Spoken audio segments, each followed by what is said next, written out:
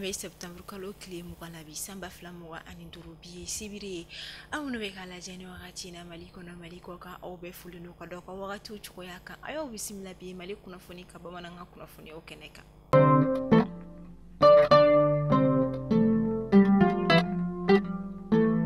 Funi damnela ka sangani anga jamana nyama okelen ko fe kata plainte kon déposé cour international de justice kon nyama mi notre plainte yere kon déposé Algérie jamana yere di kama kasabu kon ke Algérie jamana kon dan sa wolum taka anga jamana kon segre marsikalo kle bisaba ani kelen temeni mi kala krengrela marsikalo kle bisaba ani kelen shuka aduguje avril kalo kle folola mi kon kala Algérie jamana kon farapu ke anga jamana droni do yere kon ka mi yere kon kera kasoro droni mi anga jamana territoire de kon nala Amadou Algérie jamana o konnala o kara dansa ko wali mina anga jamana nyama kontra plainte déposé cour international de justice yoro o kama kunu ngo septembre kalo kleta ani kono ton femi cour international de justice aleka département informatique o lu konin boraka communiqué de presse yere konike ka sangani anga jamana ka plainte déposé le oye oni anga jamana ka la nyini kene oye ni mi yere la communiqué de presse mi konnala anga jamana ye wali amunu nyefo o sebelendo akonna ani la yini munu mi anga jamana yoro mi ka aka cien siga makaka jodi ama waka jala kitiki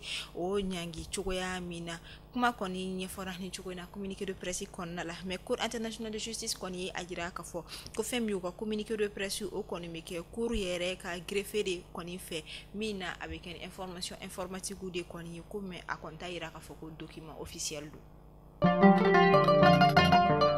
anga jamana fintikla ka kwa kibaria olu konnala anga jamana état major général des armées koni boraka kuna funia duma koni chari ka sangani anga fintikla ka ka la hale mina aya ira ka fo septembre kolo kleta ani shekin temani samba flamuga ani duru bamagachi wala tikla ma koni daga yoro mi koni be konjoli maunde marabolo konnala ni abe mopti région konnala ko sangani anga fintikla ka wuli ka jonu ka renseignement nyuma koni ni o koni sera bamagachi wala tikla ma koni bazi yoro do mi yere la wi frappe koni ke o ka akrasabe ka magachi wala tigla moko tambonya ko bone unina anu ubolumino mi fenekra sababu yetuguni ukoni sera ka kalage mina chama soro uko oni appareil ni logiciel cham oni appareil ni logistique chama wera koni soro la unofe o duguje septembre kolo kleta ani kono toni obena kunu ngo juma masamba flamuga ani duru kasangani anga fintikla ka wuli ka joye kurai ukoni sera ka frapu koni ke kilometri bi saba ani duru bonya ko nyoni kado murja o dugu o konna la ni obe nara o région o konna la o sera ka kesababu bamakachi wala tigla mado yere koni dugu yoro do la o koni sera ka dankar ke ula mi yere la o dugu yoro no koni ku mara ma fon yere de koni dugu yinino ani kado ka fo o ka mara ma fengla yoro do yere koni ndu o kara sababu we frapo feneke o yoro koni ka mi yere la o bulumino chama koni shila tununa mi yere la état major ya yira communiqué konnala koni frappe nyere koni kera sababu ka sika bamagachi wala tigilma ko ufanga ba ani ka seku kele ka bo anga jamana konnala kera ni ala fana ka seka o bali o ka seka o ka mouvement yere koni ke anga jamana marabolo folo konnala ni o yikaye o kama amafo ala ka nga fintigila ka ufanga si ala ka jamana basiki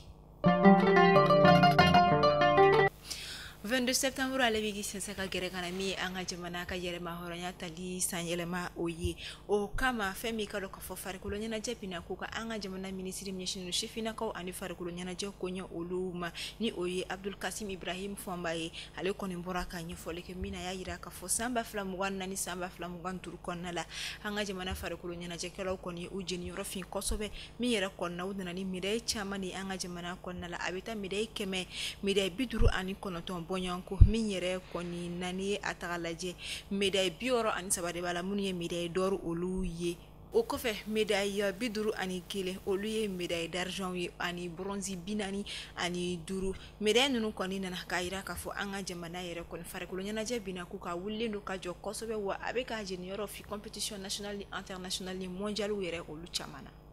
mi yere fana fare ko nyana je taraka ala wasa kosobe anga jamana nyema olufe min kama anga jamana nyema general dermi Assimi Goita ayre kon kelen ko fe ka stade baw yere olu renoveni o ko olu la grand croix femi lycée sportif Ben Oumar Sy o koni obina bayele makake lycée d'excellence ye mi fana bena la grand kanye kosobe kadaka femi lycée ko fole ba yere kon anga jamana sportif baw be la kala akon la wa mi yere fana anga jamana fintigi baw fana chama ye o ko lycée o ke ala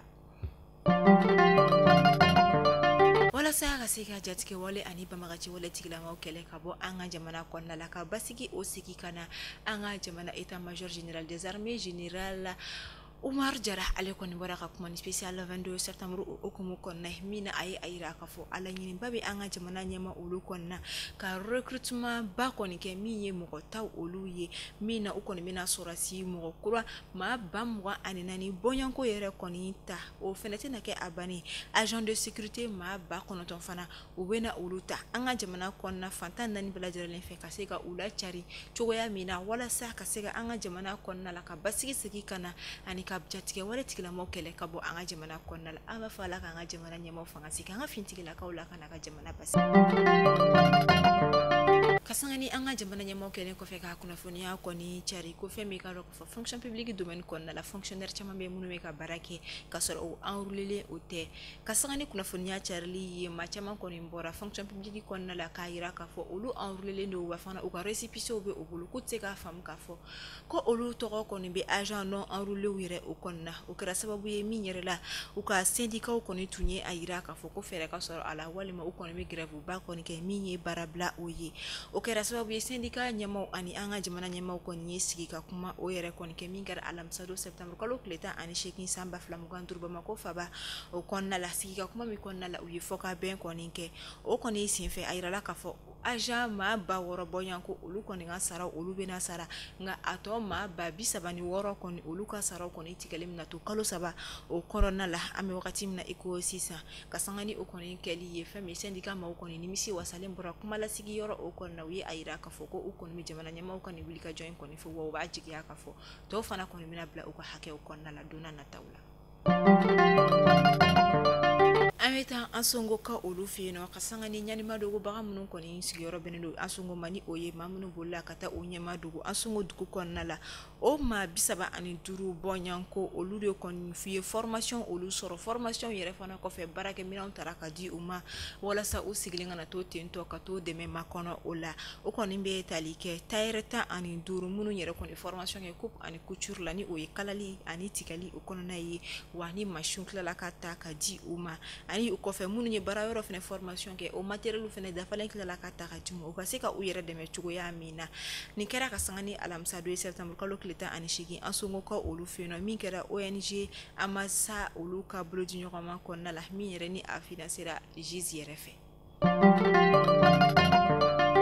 fɛn min ka dɔn k'a fɔ jufoya ni ale bɛ konte la o marabolo kɔnɔna la o commune na ni o bɛ usubi janya cercle la Kayi marabolo o kɔnɔna la fɛn min ka dɔn k'a fɔ musolaka dɔ ka sanga ni alamisa don ye tuma min na a tun bɛ ka taa ji bɔ kɔlɔn o yɛrɛ la a y'a yira k'a fɔ ko sa kɔni ye a kɛ min kɛra sababu ye u ye a ta k'o kunda n'a ye CESCOM yɛrɛ kɔni ka joona gundara marabolo o kɔnɔna la tuma min na a sera a ye ɲɛfɔli yɛrɛ kɔni kɛ mɔgɔw ye dɔgɔtɔrɔso la a ma tɛmɛ sanga jama kan tuguni ale kɔni tanyana min na kunnafoniya cari la sa ye a kin a ma bɔ o la ala ma wagati jan sɔrɔ ale kɔni tanyani sababuya bolo la min na weleweleda kɔni bɛ kɛ maaw k'u janto u yɛrɛ la samiya da in na kɛrɛnkɛrɛnnen la tudagolo o ni a ɲɔgɔnna wɛrɛ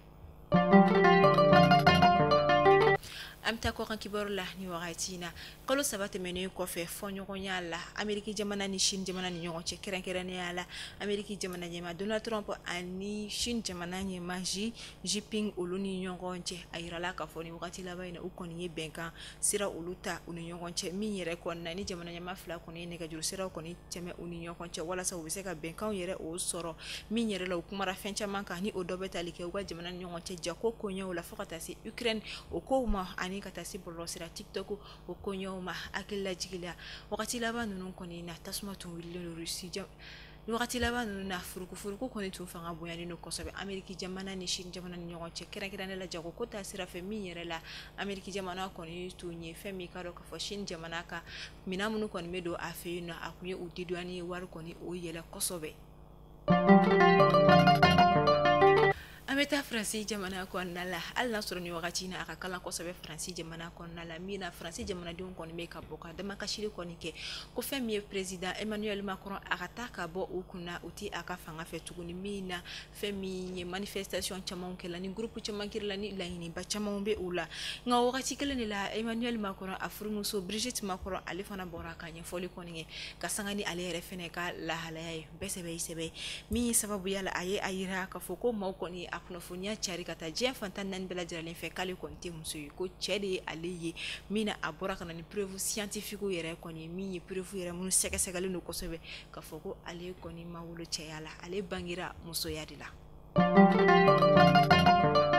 Mali kunnafoni bɔlɔlɔ sira lajɛbagaw ne bɛ dansigi kɛ aw ka bisibiri kunnafoniyaw la an b'a fɔ aw ka lamɛnni ko ɲuman na aw k'an mɛn don wɛrɛ Ala k'an si jɛ ko ma kɔnɔ.